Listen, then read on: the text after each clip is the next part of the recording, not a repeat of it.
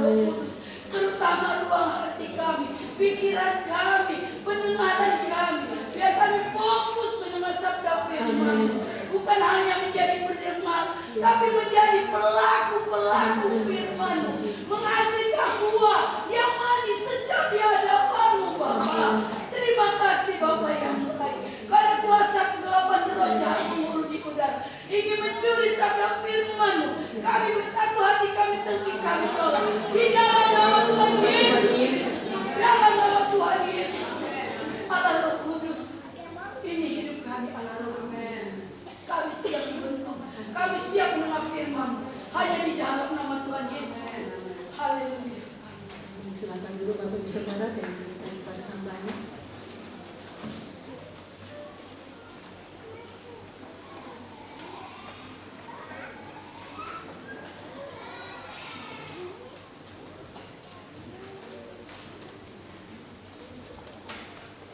Puji Tuhan.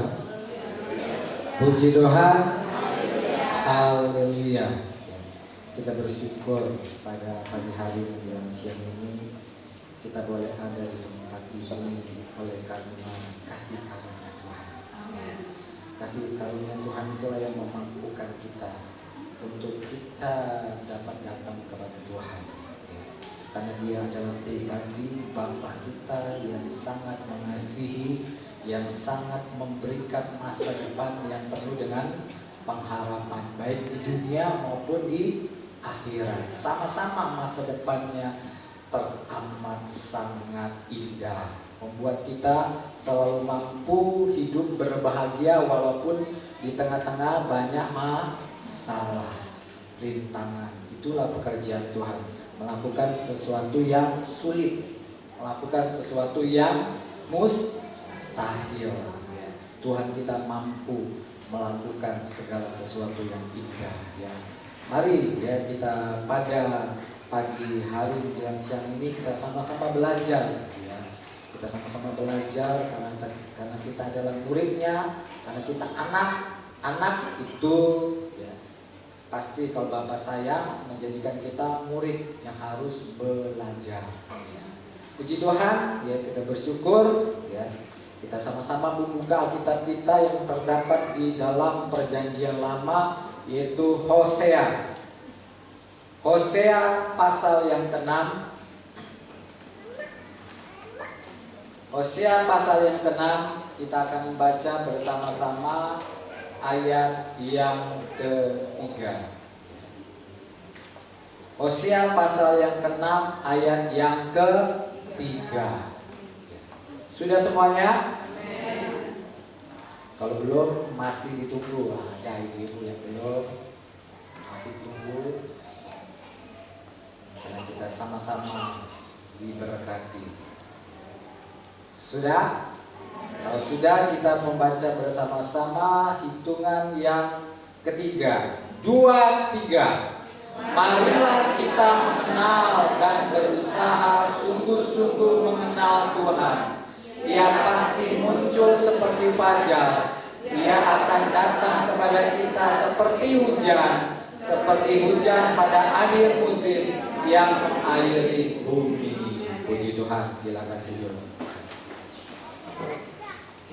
Inilah kerinduan Allah kepada anak-anaknya, karena kita anaknya. Kita anaknya, kerinduan Bapa kepada setiap anaknya yang sudah ditebus, maupun mereka yang sudah diciptakan, bahwa kita ini dirindukan supaya dapat mengenal Allah yang tidak dapat dilihat secara kasat mata, karena Allah itu adalah roh. Karena Allah itu adalah roh, itu tidak bisa dilihat, sulit untuk dilihat. Itu yang terjadi. Makanya Allah turun ke dalam dunia mengambil rupa sebagai manusia, yaitu Yesus, supaya apa? Manusia dapat melihat Allah melalui pribadi Yesus. Itu yang terjadi. Bagaimana caranya dapat melihat? Kalau tidak melihat, apakah tidak ada kemungkinan untuk dapat mengenal Allah? Dapat. Itu yang terjadi. Walaupun manusia tidak pernah dapat melihat angin, namun manusia belajar untuk mengenal angin. Itu yang terjadi. Dan salah satu kenapa orang itu bisa meraih apa yang didapatkan, yaitu meraih bahwa orang tersebut bisa mengenal Tuhan adalah apa? Salah satu yang disuruh oleh Tuhan adalah supaya kita dapat mengenal Tuhan, berusahalah dengan sungguh-sungguh. Nggak ada jalan lain. Nggak ada jalan lain. Supaya kita dapat mengenal Tuhan yang tidak dapat kita lihat, Yesus sudah hadir. Namun Yesus telah kembali lagi ke surga. Kita nggak bisa lagi bertemu dengan Yesus karena dia sudah pergi ke surga. Nggak ada caranya. Kita harus yang namanya berusaha dengan sungguh-sungguh. Sungguh-sungguh itu pakai hati. Itu yang terjadi. Tidak ada cara lain kepada setiap anak-anaknya bahwa engkau bisa mengenal aku ketika engkau kudapati bahwa engkau bersungguh-sungguh. Itu yang terjadi. Bersungguh-sungguh apa? Bersungguh-sungguh apa? Bersungguh-sungguh untuk beribadah. Bersungguh-sungguh untuk melakukan sesuatu yang Tuhan mau, adalah dengan membaca Alkitab. Itu yang terjadi. Tapi kebanyakan orang membaca Alkitab hanya sekedar tahu dan hanya sekedar banyak menghafal, tetapi belum tentu mengenal pribadi. Itu yang terjadi. Bagaimana dengan perjanjian lama? Kita harus perlu mengerti di mana pertama kali Allah menyuruh umat-umatnya beribadah, di mana pertama kali tertulis supaya manusia itu bisa merenungkan Taurat itu. Ada yang bisa jawab? Di mana pertama kali Tuhan menyuruh manusia beribadah? Di mana pertama kali Tuhan menyuruh manusia untuk membaca Taurat? Itu dua hal ini jawabannya sama. Ada yang tahu? Angkat tangan. Salah nggak apa-apa. Yang namanya anak, yang tanya salah wajar. Tidak akan dihukum. Ada yang tahu? Pertama kali itu terjadi ketika ada di zaman siapa? Kira-kira zaman Musa. Cuma terjadi di zaman Musa. Orang Israel dikeluarkan dari yang namanya Mesir untuk apa? Mereka beribadah. Yang kedua, mereka disuruh untuk apa? Merenungkan Taurat itu. Merenungkan Taurat itu. Karena apa? Hanya Musa lah yang pertama kali yang menuliskan yang namanya Taurat. Dia menuliskan yang namanya kitab Pentateuch dari Kejadian sampai Ulangan. Musa lah orang yang pertama kali menulis kitab suci. Menulis kitab suci tersebut sehingga ada pencatatan. Walaupun Musa tidak pernah hadir bersama dengan siapa? Bersama dengan Adam dan Hawa. Namun dia bisa menuliskan cerita-cerita tersebut karena siapa yang kasih tahu? Allah sendiri. Di mana dia kasih tahu? Di atas gunung. Selama berapa hari? Selama 40 hari, 40 malam. Berapa kali? 2 kali. Dia bertemu dengan Tuhan di atas gunung Sinai 2 kali dia bertemu selama 80 hari, 80 malam. Makanya dia bisa menulis. Itu yang terjadi. Nah, sekarang bagaimana ceritanya supaya manusia bisa mengenal Allah ketika belum ada yang namanya kitab suci, belum adanya yang namanya perintah untuk beribadah. Beribadah itu disuruh Tuhan untuk beribadah karena apa? Karena ada satu lokasi, ada tempat, ada rumah yang diciptakan Tuhan supaya apa? Manusia bisa berkumpul dan beribadah. Apa namanya tempat itu? Adalah kemah suci. Namanya kemah suci. Itu makanya mereka bisa beribadah. Nah, sekarang bagaimana kalau itu belum terjadi? Bagaimana caranya manusia bisa mengenal Allah? Bagaimana? Gak ada cara lain, cuma satu, adalah berdoa. Itu hanyalah berdoa. Itu terjadi. Kita jangan remehkan.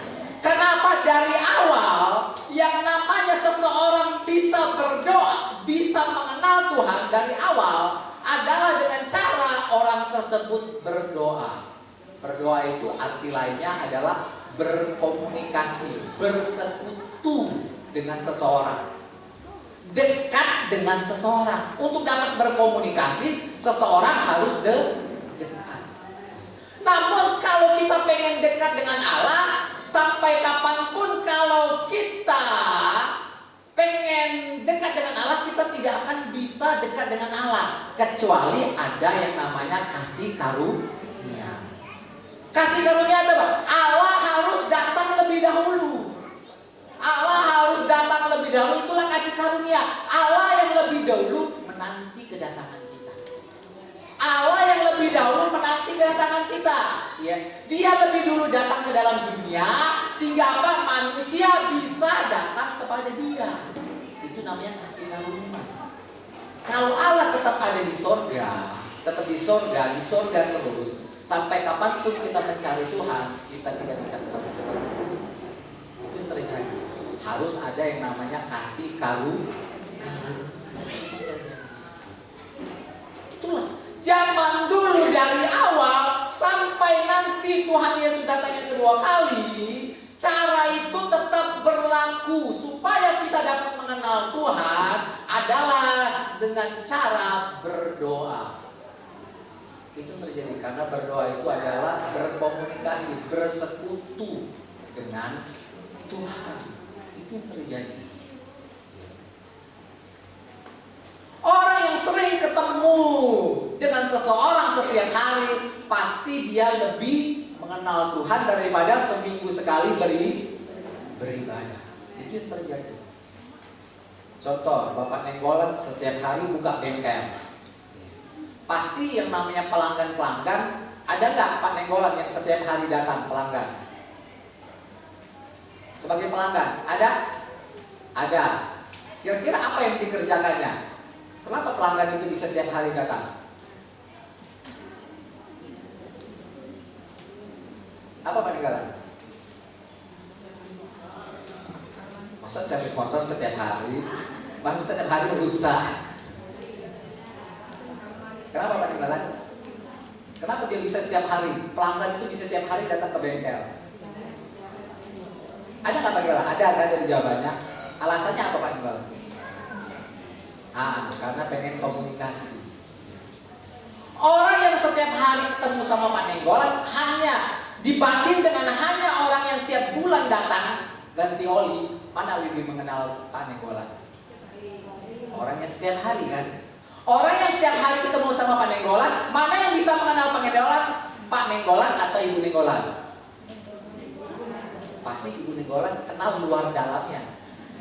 Betul? Karena Pak Nenggolan akan terbuka terhadap istrinya. Gak mungkin dia terbuka terhadap pelanggannya yang tiap hari. Betul gak Pak Nenggolan? Ini yang terjadi. Gak punya cara lain supaya kita bisa mengenal Tuhan. Setiap hari harus datang kepada Tuhan lewat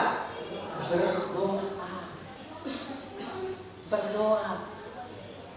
Walaupun kita tidak pernah, belum pernah yang namanya bertemu secara langsung, namun, karena Tuhan melihat keseriusan kita, melihat kesungguhan kita, suatu saat pasti Tuhan akan mewujudkan kerinduannya Karena itu kerinduan Tuhan, bukan kerinduan kita juga. Karena itu cita-cita Tuhan, ya, supaya manusia bisa mengenal Tuhan. Begitu juga.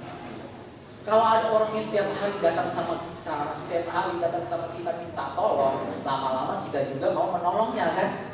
Ya, karena kita berbelas kasih, melihat orang ini sungguh-sungguhnya. Apalagi dengan kerinduan untuk mengenal.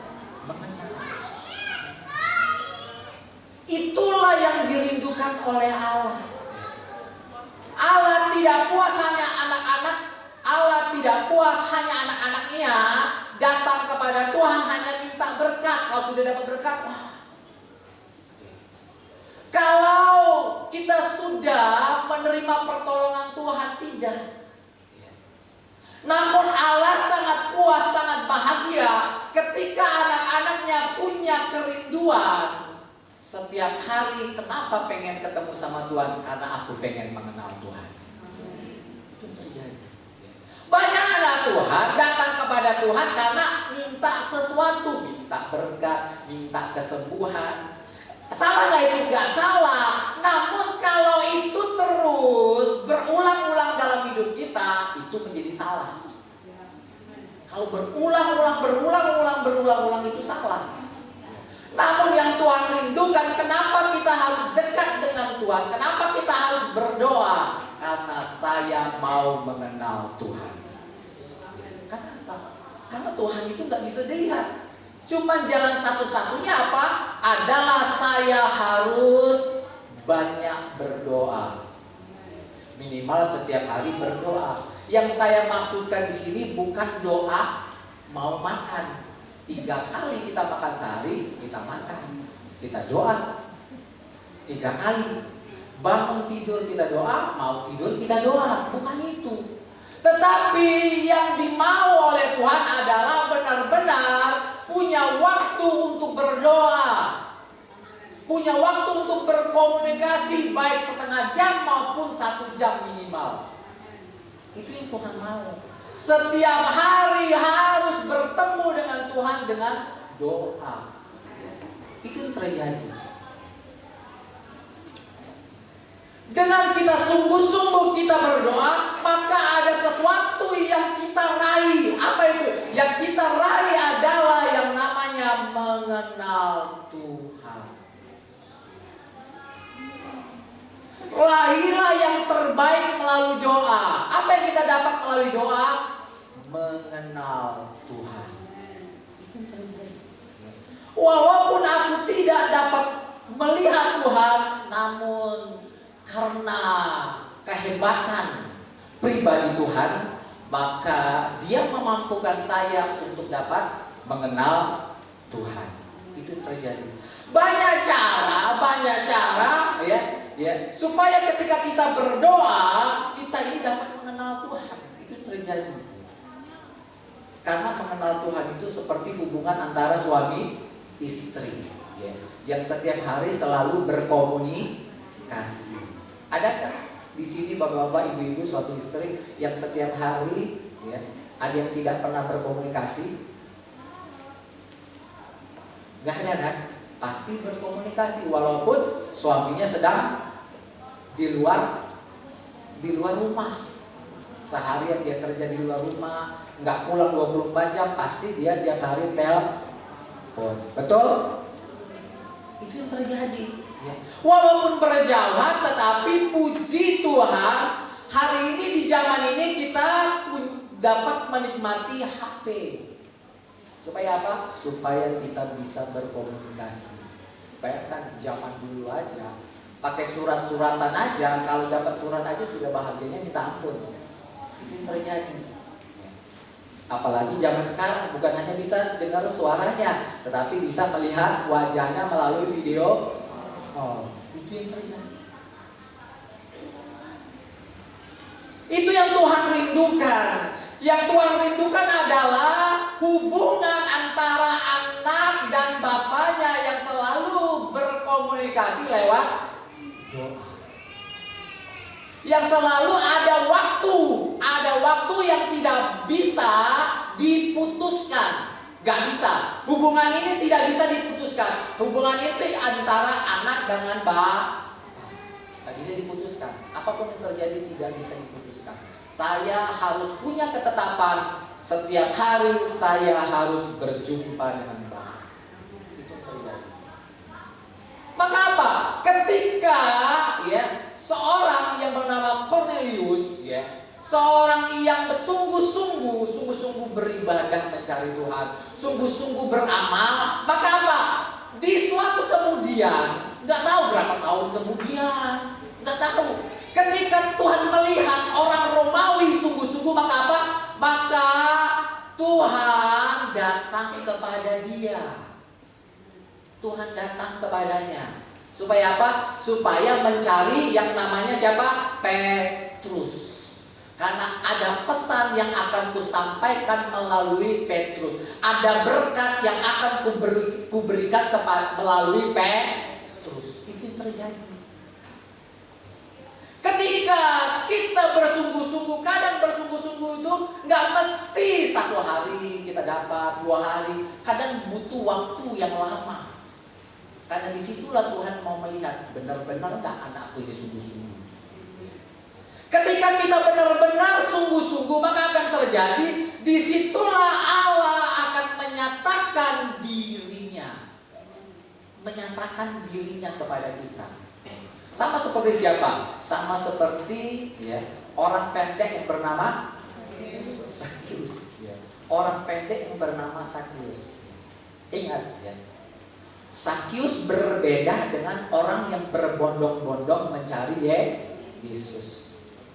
Orang banyak yang berbondong-bondong mencari Yesus. Alasannya kenapa mereka mencari Yesus?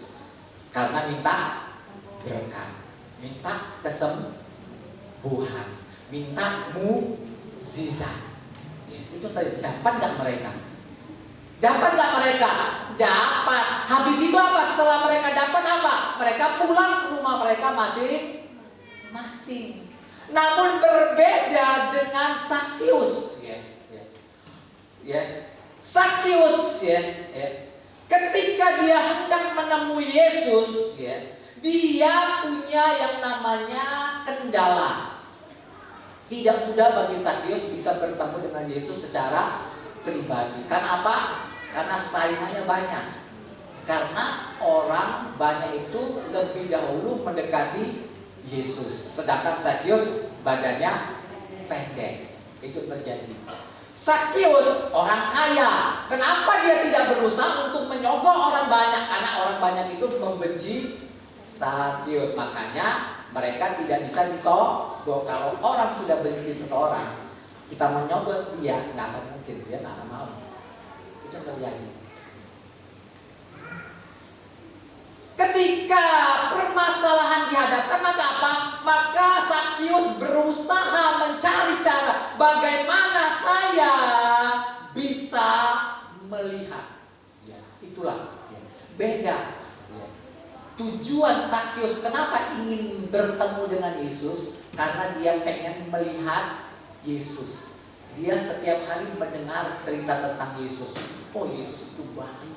Yesus itu baik, dia bisa menyembuhkan. Ketika orang lain mendengar, maka apa? Orang lain datang mau minta apa? Kebaikan daripada Tuhan. Mencari apa? Mereka mencari tangannya. Tangannya karena tangannya bisa memberikan sesuatu. Orang mencari apa? Mulutnya, karena mulutnya bisa mendatangkan berkat. Itu tujuan orang banyak. Namun tujuan Sakyus apa? Melihat wajahnya. Melihat wajahnya. Itu terjadi. Berarti apa? Tujuan Sakyus ini pengen apa? Mengenal Tuhan. Dia orang baik.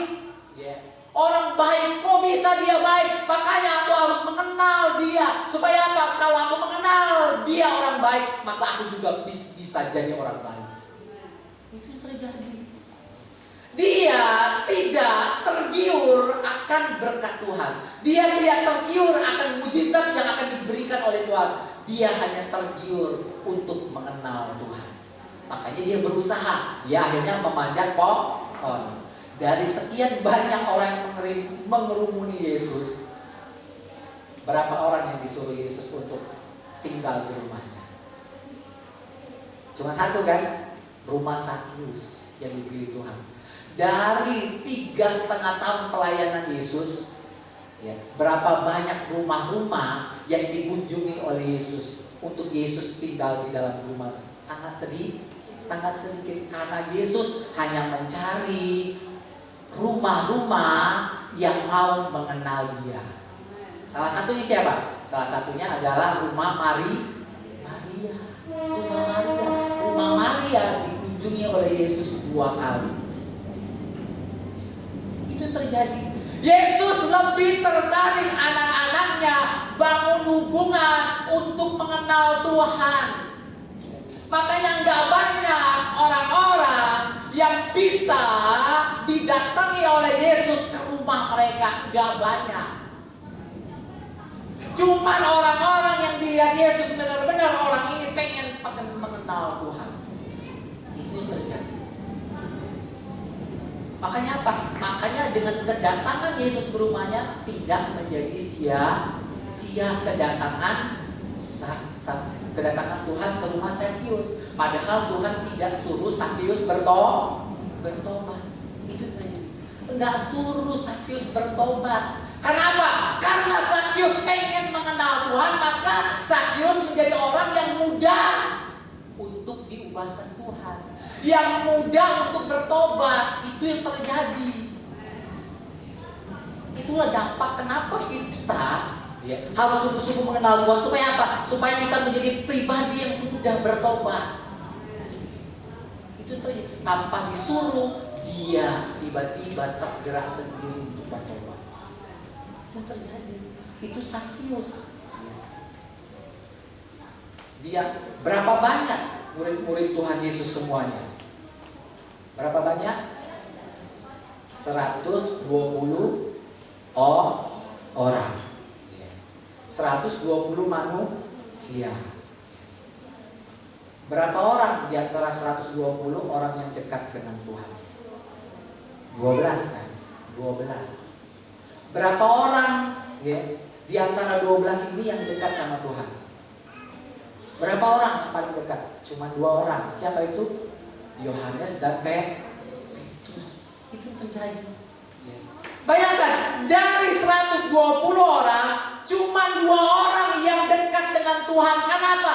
Karena 2 orang ini adalah pribadi yang sungguh-sungguh. Pribadi yang sungguh-sungguh mau mendekatkan diri kepada Tuhan. Enggak jaim-jaim, enggak takut mendekatkan diri, tetapi memberanikan diri, aku mau dekat dengan Tuhan. Sampai-sampai Yohanes itu kalau sedang beristirahat ketemu sama Tuhan, dia apa? Bersender, menempel dengan Yesus. Itu terjadi. Tuhan itu ingin seperti itu. Adakah di antara berapa orang sini? 100 lebih. Adakah di antara kita orang-orang yang seperti Petrus dan Yohanes? Seperti Petrus dan Yohanes, orang yang benar-benar berusaha ingin dekat dengan Tuhan. Melalui apa? Melalui doa. Itu yang Tuhan cari. Dengar, Tuhan tidak memaksa di antara 120. Ayo dekat sama aku. Ayo dekat ya. Inisiatif datang karena apa? Karena dia percaya Yesus itu baik. Petrus dan Yohanes, kenapa dia bisa lebih dekat sama Tuhan? Karena dia percaya aku adalah anaknya, aku adalah muridnya. Karena itu aku harus berusaha dekat dengan Tuhan. Walaupun apa? Walaupun dalam suatu usaha, ketika Petrus menjadi orang yang selalu berdekat dengan Tuhan, selalu setiap hari dimarahin. Itu terjadi. Petrus ini pribadi yang nakal. Namun apa? Melalui kenakalannya, dia tidak menjadi pribadi yang ketika dimarahin, ketika ditegur, dia malah menjauh. Dia tetap makin mendekat dengan Tuhan. Itu yang terjadi. Itu yang Tuhan mau dalam kehidupan kita. Ketika kita mendekat sama Tuhan, pasti seringkali kita ditegur Tuhan. Seringkali kita dimarahin Tuhan. Tapi kita lihat itu sebagai apa? Kalau itu kita lihat sebagai kasih sayang Tuhan, kita akan makin mendekat dengan Tuhan. Itu terjadi. Kalau orang mengenal Tuhan, dia akan melihat hukuman itu sebagai wujud kasih Tuhan kepada dirinya. Itulah tanda orang mengenal Tuhan. Ketika dia dimarahi, ketika dia ditegur, ketika dia dihukum, dia ngerti, aduh Tuhan, sayangnya Engkau sama aku Tuhan. Sayangnya Tuhan. Itu terjadi. Makanya dia tidak akan menjauh. Itu terjadi. Dia tidak akan menjauh, makin mendekat sama Tuhan. Itulah kenapa enaknya kalau kita mengenal Tuhan. Enaknya kalau kita mengenal Tuhan, itu yang terjadi. Maka apa? Maka ketika kita dihukum Tuhan, kita ucapkan apa? Terima kasih. Makasih Tuhan Yesus sudah menghukum saya. Itu terjadi. Maka dengan mudahnya perkataan kita adalah yang keluar apa? Ucapan syukur. Yang mudah keluar adalah ucapan untuk memuji, memuliakan nama Tuhan. Sama seperti siapa? Ayub. Ketika Ayub menghadapi masalah yang sangat besar, maka apa kata Ayub? Terpujilah nama Tuhan. Tidak ada perkataan sungguh-sungguh yang keluar dari perkataan Ayub. Tidak ada perkataan sungguh-sungguh atau mencurigakan Tuhan. Tuhan ini kurang baik sama aku. Tidak ada. Itulah dampak ketika kita mengenal Tuhan. Dihukum bersyukur, memuji Tuhan, maupun terima tantangan, terima kesulitan, kita pun tetap mengucap syukur. Menghadapi ujian, tantangan, tetap mengucap syukur dan memuji Tuhan. Terima kasih Tuhan. Apa kata Ayub? Engkau yang memberi, engkau yang mengambil, karena semuanya punyamu. Itu semua hakmu Tuhan. Aku bersyukur buat semua yang sudah engkau percayakan. Engkau berhak mengambilnya kembali. Karena itu memang punyamu Tuhan. Saya hanya dititipkan Tuhan sebagai pengelola. Pengelola harta, pengelola anak-anak, mengelola anak-anak, mengurus anak-anak dengan baik. Itu yang terjadi. Itulah enaknya kalau kita sudah mengenal Tuhan. Kalau kita belum tahap mengenal Tuhan, maka apa? Maka setiap hari baru ada masalah kecil,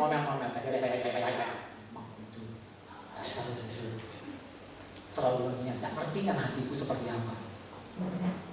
Itu yang terjadi. Gampang sekali sumut-sumut, gampang sekali ngomel-ngomel. Kenapa? Gak ada cara lain. Kenapa? Karena memang kita jarang berdoa. Itu aja. Karena kita jarang berdoa. Kalau jarang berdoa itu pasti terjadi. Mau kesulitan kecil, mau kesulitan besar, sama-sama. Sama-sama, ya. Yang kita aplikasikan ngomel-ngomel, bersungut-sungut. Yang disalahkan orang lain, yang disalahkan suamiku, yang disalahkan istriku, yang disalahkan anakku. Tidak mau mempersalahkan dirinya sendiri. Itu terjadi. Kenapa itu terjadi? Ingat, karena salah saya sendiri. Salah saya kenapa? Karena saya sepele untuk berdoa.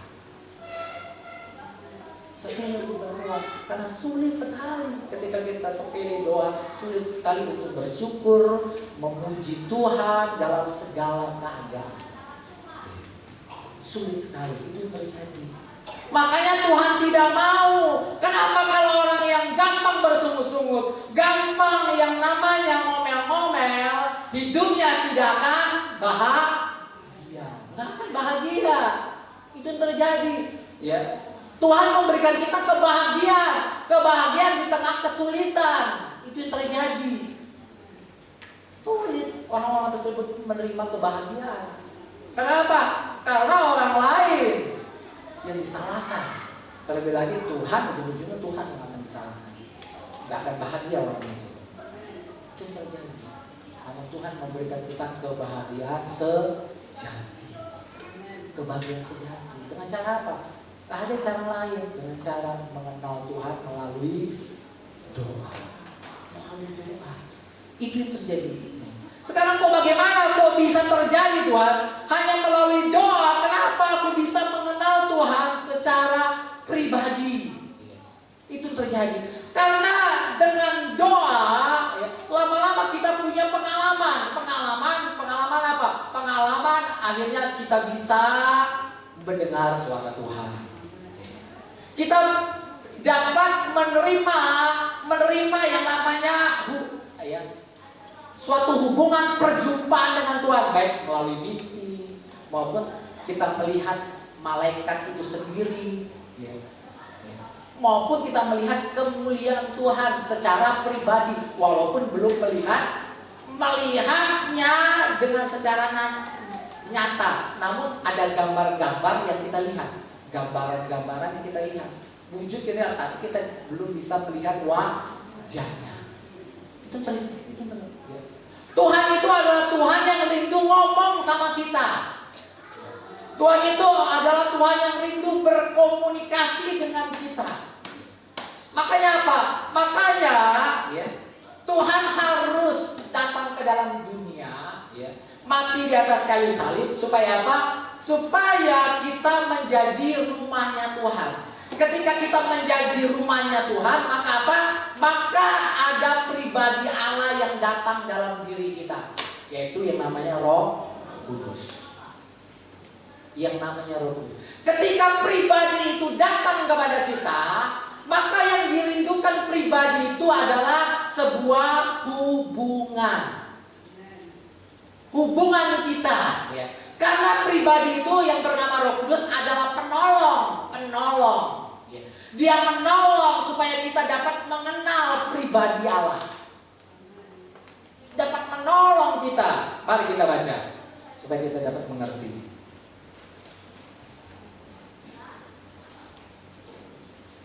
1 Korintus pasal 2 ayat 10 dan 11. 1 Korintus pasal yang kedua ayat 10 dan 11 kita baca bersama-sama.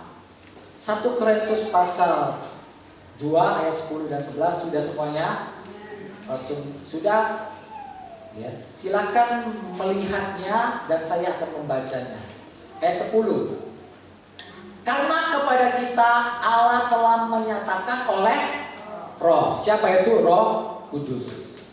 Sebab Roh Kudus itu menyelidiki segala sesuatu, bahkan hal-hal yang tersembunyi dalam diri Allah. Nah, Roh Kudus yang ada di dalam diri kita ini, dialah yang menyelidiki segala sesuatu, dan tidak ada yang tersembunyi ada pada Allah. Gak ada yang tersembunyi dalam diri Allah. Cuman siapa? Pribadi Roh Kudus yang tahu. Ayat 11. Siapa gerangan di antara manusia yang tahu apa yang terdapat dalam diri Allah, dalam diri manusia, selain roh manusia sendiri yang ada di dalam dirinya. Yang mengenal diri kita hanya roh kita sendiri. Itu terjadi. Demikian pula lah, tidak ada orang yang tahu apa yang terdapat di dalam diri Allah selain roh Allah. Itu terjadi. Kenapa roh Allah tinggal di dalam hidup kita? Karena dia mau bantu kita supaya kita dapat mengenal Tuhan. Dia mau tolong kita supaya kita dapat mengenal Tuhan.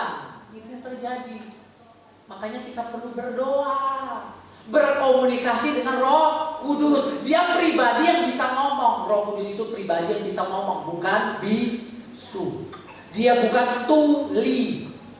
Dia pribadi yang bisa mendengar ngomongan kita. Dia pribadi yang bisa ngomong, berbicara kepada kita. Karena itu kita perlu komunikasi lewat doa. Gak ada cara yang paling tepat. Cuma cara yang paling tepat, dia harus hadir di dalam rumahnya.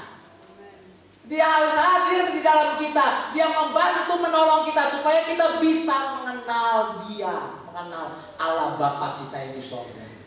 Itu yang terjadi. Gak ada cara lain, gak ada cara yang terbaik. Kenapa? Kita mengenal Tuhan dengan firman Tuhan kadang sulitnya minta ampun. Padahal firman Tuhan itu pakai bahasa Indonesia. Padahal firman Tuhan itu juga ada pakai bahasa Batak. Ada bahasa Batak Toba, ada pakai bahasa Batak Karo. Sulit kan mengenal kan? Mengenal Tuhan walaupun bahasa ibu, bahasa kita masing-masing. Karena itu apa? Cuma Roh Kudus yang bisa membantu menolong kita supaya kita bisa mengenal Tuhan yang tidak bisa terlihat. Itu yang terjadi. Ya. Di dalam Amsal pasal 20 ayat 27 dikatakan gini, roh manusia adalah pelita Tuhan yang menyelidiki seluruh lubuk hatinya. Dengan kehadiran Roh Kudus di dalam diri kita, ya, ketika para muridnya selama 10 hari berdoa, di hari ke-10 datang apa? Gambaran apa? Lidah-lidah api. Datanglah gambaran seperti lidah-lidah api. Lidah api itu masuk di dalam murid-muridnya untuk apa? Untuk menerangi roh manusia. Sehingga apa? Sehingga manusia dapat mengenal Tuhan. Dengan cara apa? Murid-muridnya bisa dapat roh api itu, lidah-lidah api itu dengan cara berdoa. Kenapa kita sulit sekali mengerti firman Tuhan? Kenapa? Karena kita sepele untuk berdoa. Makanya sulit sekali.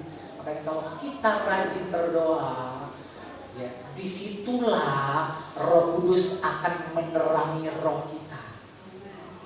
Menerangi roh kita. Ketika roh kita diterangi, kita ngerti. Ya. Kalau Roh Kudus mau terangi akal kita, sulit. Yang terlebih dahulu dia mau terangi hati kita. Supaya apa? Supaya kita mengerti. Bukan hanya mengerti, tetapi itu menjadi rema. Menjadi rema. Sehingga kita percaya. Beda. Ya. Mengenal itu membuat kita percaya. Ya. Namun, ya, kalau kita tidak sungguh-sungguh berdoa, hanya sekedar baca kita, maka kita hanya sekedar tahu. Itu terjadi. Yang bisa mengenal Pak Nenggolan adalah Ibu Nenggolan yang setiap hari berkomunikasi. Itu terjadi. Yang bisa memperkenalkan dirinya, yang membantu kita untuk mengenal Allah hanya Roh Kudus lewat doa. Dia menerangi hati kita, sehingga kita ini mengenal itu berarti percaya, bukan sekedar tahu. Kalau tahu banyak kita tahu tangan Tuhan seperti apa, dia bisa menolong, perkataannya gimana, pekerjaannya apa, hobinya apa, sekedar tahu. Tapi mengenal itu berbeda. Mengenal itu membuat kita percaya. Ketika kita percaya, ada yang namanya damai sejahtera. Ada damai sejahtera yang mengalir dalam hidup kita. Percaya dengan sepenuhnya, tidak khawatir. Percaya itu tidak sama sekali khawatir. Kenapa? Karena masuk dalam hati. Hati itu adalah gambaran roh Allah. Pelita yang menerangi roh kita, menerangi hati kita, sehingga kita percaya, sehingga kita mengenal Tuhan, bukan tahu tentang Tuhan. Itu terjadi. Jangan sok tahu tentang Tuhan, tetapi yang Tuhan inginkan kita mengenal Tuhan. Itu yang terjadi. Makanya cara yang terbaik dia harus turun ke dalam dunia mengambil rupa supaya apa? Supaya rohnya bisa tinggal dalam hidup kita. Ketika dia tinggal, dia rindu semua anak-anaknya yang sudah ditebus bisa mengenal pribadi, mengenal pribadi Tuhan, yang betul-betul mengasihi kita semuanya. Sehingga apa? Sehingga kita mengenal Tuhan, hidup ini penuh dengan kebahagiaan. Orang bahagia itu pasti selalu memuji Tuhan. Tanda orang bahagia itu memuji Tuhan pasti, menyembah Tuhan, karena dia bahagia. Kalau orang nggak bahagia, sulit untuk memuji Tuhan. Itu terjadi. Contoh kalau suami istri lagi berantem marah-marah, keadaannya lagi tersakiti, bisa nggak bapak-bapak bisa memuji istri? Sulit. Itu yang terjadi. Mengenal Tuhan membuat kita bahagia. Bahagia selalu mengucap syukur dan memuji Tuhan. Itu yang terjadi. Membuat kita percaya tidak khawatir akan apapun. Walaupun seberat apapun tantangannya, selalu Tuhan buka jalan untuk kebaikan saya. Itu terjadi. Itulah hebatnya. Dan yang ketiga apa? Ketika kita mengenal Tuhan, maka apa? Maka cinta kita kepada Tuhan semakin hari semakin besar. Ketika kita semakin mengenal Tuhan, maka cinta kita semakin hari semakin besar. Itu yang terjadi, semakin besar. Memang kita cinta kepada Tuhan, tapi takarannya masih terlalu amat jauh. Pentingnya kita mengenal Tuhan apa? Supaya kita makin mencintai Tuhan. Kalau kita makin mencintai Tuhan, maka apa? Maka ya, kita akan semakin banyak bertemu dengan Tuhan. Semakin apa? Semakin banyak beribadah, semakin banyak yang namanya baca Alkitab, semakin banyak yang namanya berdoa. Itu terjadi. Kalau sudah hubungan antara ya, kekasih laki-laki dan perempuan, ketika ada cinta pertama, cinta yang bersemi-semi, maka apa yang dilakukan oleh kedua pasangan itu? Pengennya apa? Selalu bertemu. Betul nggak? Yang namanya cinta mula-mula itu ya, yang namanya lagi pasangan muda, laki-laki perempuan benar-benar sudah cintanya tidak bertepuk sebelah tangan, saling mencintai, maka apa? Dikit-dikit pengen ketemu, dikit-dikit telepon lagi, dikit-dikit video call lagi. Bang, kenapa video call? Kangen aku. Loh, kan baru 1 jam. Ya kan sudah lama 1 jam itu. Kangen aku, pengen lihat wajahmu, pengen dengar suaramu yang merdu. Keren. Betul kan? Itulah yang namanya cinta. Pengennya apa? Pengennya ketemu, pengennya dengar suara, pengennya lihat wajahnya. Kalau bisa, pegang tanganmu dong. Betul kan? Itu yang terjadi. Ya. Maka apa? Maka pengennya untuk berjumpa dengan Tuhan. Kalau kita apa? Kalau ada yang namanya cinta semakin besar, nggak ada cara lain. Caranya lewat berdoa, berkomunikasi sama Roh Kudus. Dia pribadi. Kalau pengen merasakan cinta itu, seringlah berdoa. Tiap hari, minimal tiap hari berdoa. Maka cinta itu akan membara. Tidak terbendungan lagi cinta itu. Pengen selalu ketemu. Ketika sudah yang ada namanya cinta, bukan hanya pengen ketemu, tetapi hidupnya makin romantis. Ya. Seperti Ibu Gembala kemarin, hidup ini jadi romantis. Dipaksa-paksa sulit, tapi kalau dengan berdoa datang dengan sendirinya. Romantis itu datang dengan sendirinya. Kenapa mama saya itu gampang sekali bilang cintaku, jantung hatiku, kekasih hatiku? Kenapa? Ya karena memang mama saya ini memang rutin suka yang namanya berdoa. Jadi wajar kata-katanya kata-kata yang romantis. Wajar kata-katanya kata-kata yang romantis. Makanya itu ketika ibu-ibu, bapak-bapak rajin berdoa, ingat kata-katanya akan dikeluarkan, I love you. I love you betul-betul. I love you. Cinta mati untung aja. Bukan hanya kata-kata, tetapi diwujudkan dengan aplikasinya. Dia suka apa? Memeluk istrinya. Dia suka mencium keningnya. Yang mengatakan I love you. Kamulah satu-satunya pujian hatiku. Itu terjadi. Romantis jadi hidupnya kalau kita tidak melupakan yang namanya doa. Kalau orang sulit berdoa, kamu ajari sampai kapanpun sulit. Apalagi kalau lihat kakek nenek gandengan tangan, cium pipi kanan kiri, pasti kalau orang yang sulit berdoa, dia tuh kekajian yang bapak-bapak kakek kayak ngomong-ngomong ini kajiannya depan umum boy. Lebay ini kan. Lebay ini kau ini. Sadar pung. Sadar Mbak, dia lagi gak ada nyawanya lagi kau nih. Itu yang terjadi. Kenapa orang itu bisa berkata demikian? Karena orang itu sepele dengan doa. Mau hidup romantis sampai kakek nenek, sampai nyawa, ya Tuhan menjemput kita. Itu terjadi, tidak ada cara lain. Ya. Kalau mau lebih romantis itu harus berdoa setiap hari. Itu terjadi, cinta itu, aduh.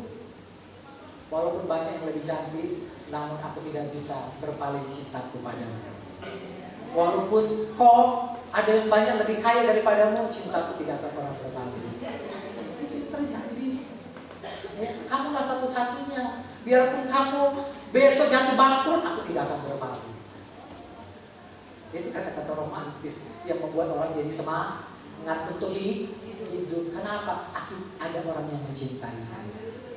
Semangat dia hidup. Kalau orang yang di dekatnya enggak benar-benar sayang sama dia, semangat dia hidup. Dia cari jalan lain. Makanya apa?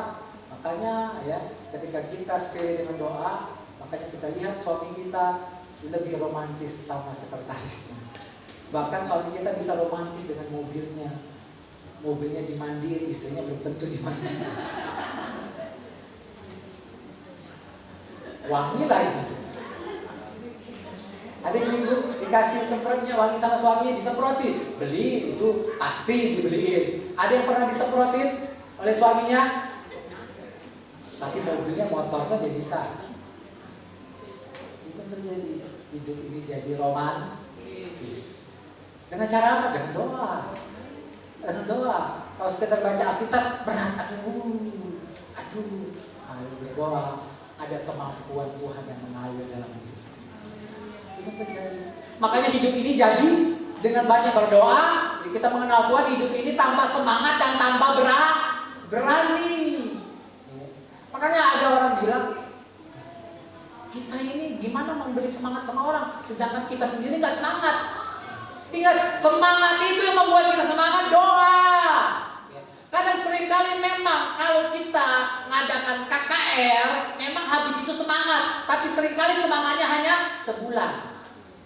Kenapa itu bisa terjadi? Karena mereka sepele untuk berdoa. Kami anggap harus KKR terus, KKR sudah. Jalan yang paling mudah untuk kita semangat setiap hari adalah berdoa. Itu terjadi. Banyak orang sepele ya, ikut KKR, ikut apalagi ikut jambore, ikut sel. Memang habis itu semangat, tidak bisa dipungkiri semangat. Nah kenapa? Kenapa mereka redup semangatnya? Karena mereka sepele untuk berdoa. Makanya redup lagi. Makanya ketika ikut KKR, ikut jambore, ikut sil, harus diaplikasikan supaya semangatnya itu makin besar. Aplikasinya apa? Harus berdoa. Maka semangat itu membantu. Semakin hari semakin menyala. Ya. Seperti fajar. Pada dari pagi kan subuh ada terang kan, lama-lama sampai jam 12 terangnya ditambun kan. Itu yang terjadi dalam hidup kita. Ketika kita rajin berdoa, kita semangat. Semangat bekerja, semangat beribadah, semangat berdoa, makin gak puas. Ketemu Tuhan itu satu kali sehari. Dia akan seperti sama seperti Daniel. Daniel itu bukan sekedar nabi, tapi Daniel itu adalah pekerja. Dia bekerja di Babel. Dia bekerja kepada Raja Babel. Dia bukan imam. Dia juga bukan nabi, dia itu bekerja. Tapi apa? Kesibukannya sehari berapa kali dia berdoa? 3 kali berdoa. 3 kali dia berdoa. Ketika raja memberi keputusan karena banyak orang iri hati sama dia, pengen menjatuhkan, cuma satu-satu yang bisa menjatuhkan Daniel adalah dengan cara berdoa. Makanya orang bersepakat harus berdoa menyembah kepada patung raja. Namun apa? Ketika cintanya hanya kepada Tuhan, maka apa? Daniel lebih memilih mati, tapi cintanya sama Tuhan tidak terputus. daripada aku menyembah patung, cintaku terputus sama Tuhan. Itu yang terjadi. Mau ibu-ibu dapatkan suami seperti itu? Rela memutuskan cintanya sehari untuk mendapatkan sesuatu? Sedih nggak istri-istri? Sedih. Begitu juga dengan Tuhan. Walaupun Daniel bisa ngomong, Tuhan tolong kasih waktu aku Tuhan 30 hari Tuhan. Ya, aku akan berusaha supaya ketetapan ini bisa dirubah Tuhan. Ini cuma angin-anginan aja Tuhan. Enggak. Daniel enggak berkata demikian. Daniel lebih memprioritaskan hubungan cintanya sama bapaknya. Dia tidak mau terputus. Sama seperti para muridnya. Para muridnya hanya bisa berdoa di kamar loteng Yerusalem selama 10 hari. Dia tidak berdoa di mana? Di bait Allah. Kenapa? Sedang mengalami ketakutan. Makanya dia memilih sembunyi-sembunyi di kamar loteng Yerusalem. Bersembunyi-sembunyi. Ketika doanya di hari 10, ada api yang membuat dia semangat, ada api yang membuat cintanya bersemi-semi, ada api yang membuatnya berani. Maka apa? Maka mereka keluar, mereka setiap hari beribadah kepada Allah, mereka setiap hari bisa berdoa kepada Allah, mereka bisa setiap hari berdoa ke sinagoge, dia bisa berkumpul bersama-sama di rumah masing-masing. Itu yang terjadi. Ketika ada api, dengan Roh Kudus sudah ada dalam hidup kita. Dengan berdoa, kita sedang memercikan api itu di dalam hidup kita. Ketika kita berdoa dengan sungguh-sungguh, api itu menyala. Api itu semakin besar. Api bisa membakar hutan. Itu yang terjadi. Api bisa memenangkan banyak jiwa-jiwa. Itu terjadi karena Tuhan ridho. Ada nggak orang yang pengen dekat dengan Tuhan dengan cara berdoa? Itulah yang disukai, dirindukan oleh Tuhan.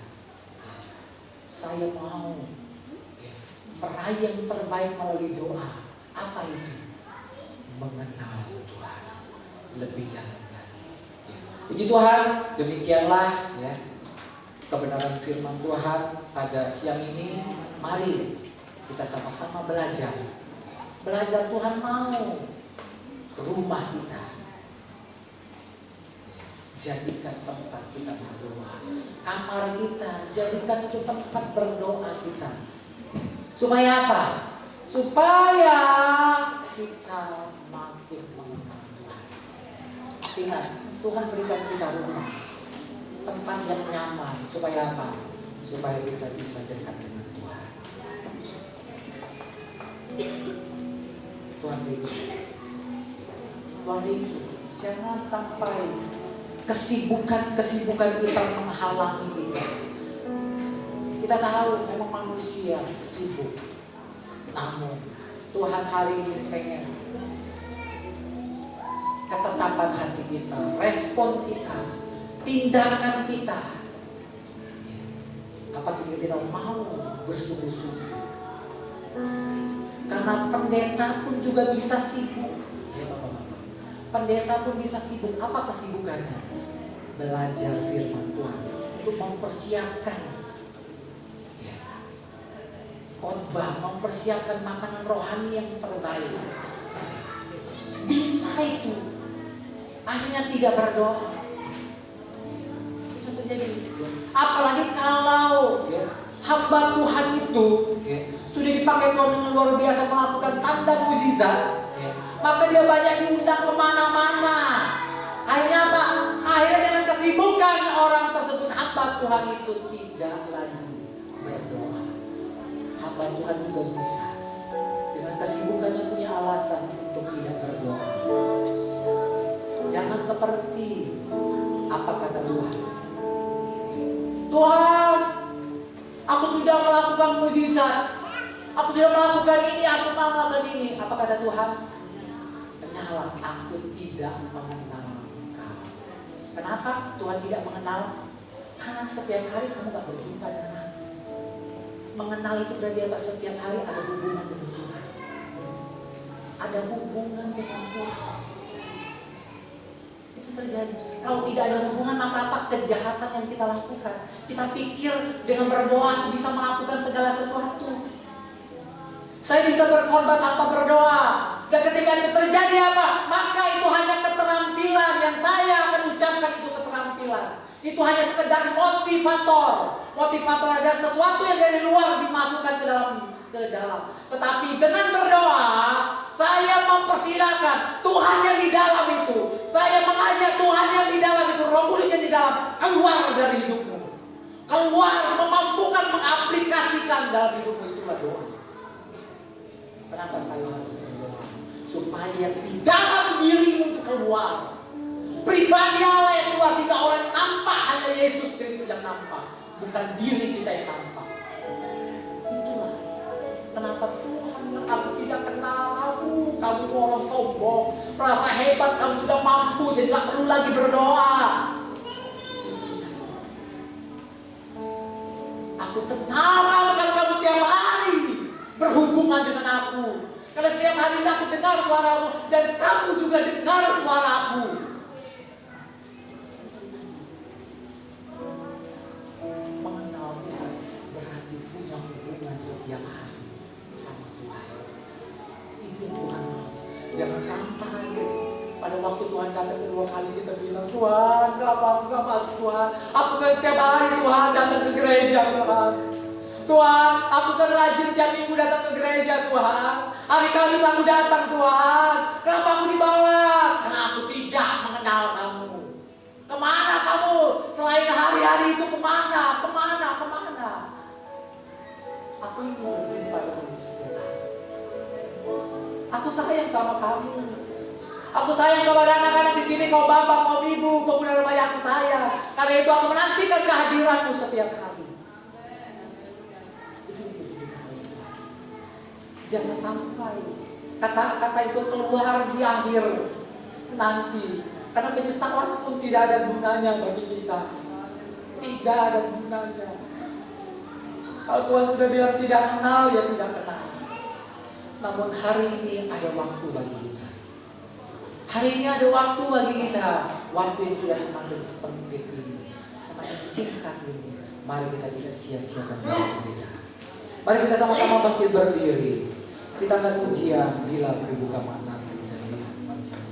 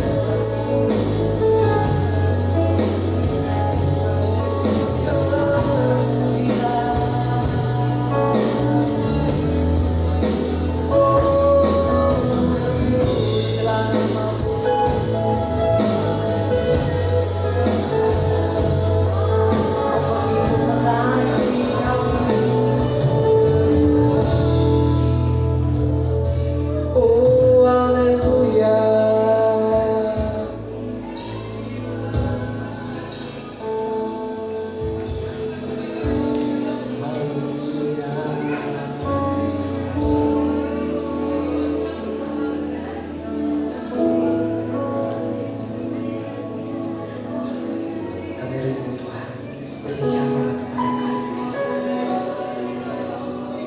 Berbicaralah kepada kami Tuhan. Ini adalah waktu Tuhan. Ini adalah waktu Tuhan. Waktu Allah untuk berbicara kepada kami.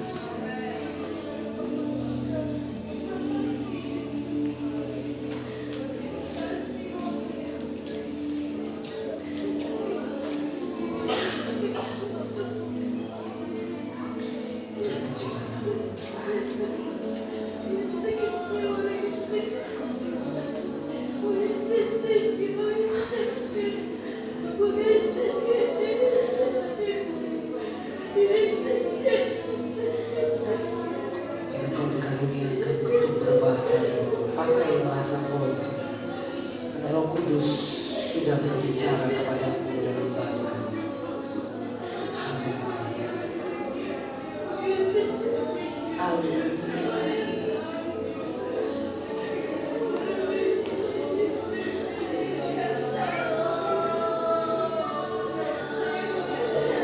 Terima kasih.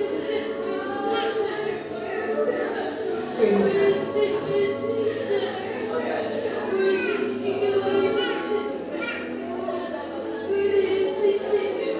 Terima kasih Tuhan. Terima kasih Roh Kudus. Kau sudah menolong kami hari ini Tuhan. Kau sudah menolong kami. Kami ingin percaya Kau tidak sampai di sini menolong kami. Setiap detik Kau akan menolong kami. Menjadikan kami keluarga yang bahagia. Keluarga yang dipenuhi dengan kebahagiaan. Terpuji.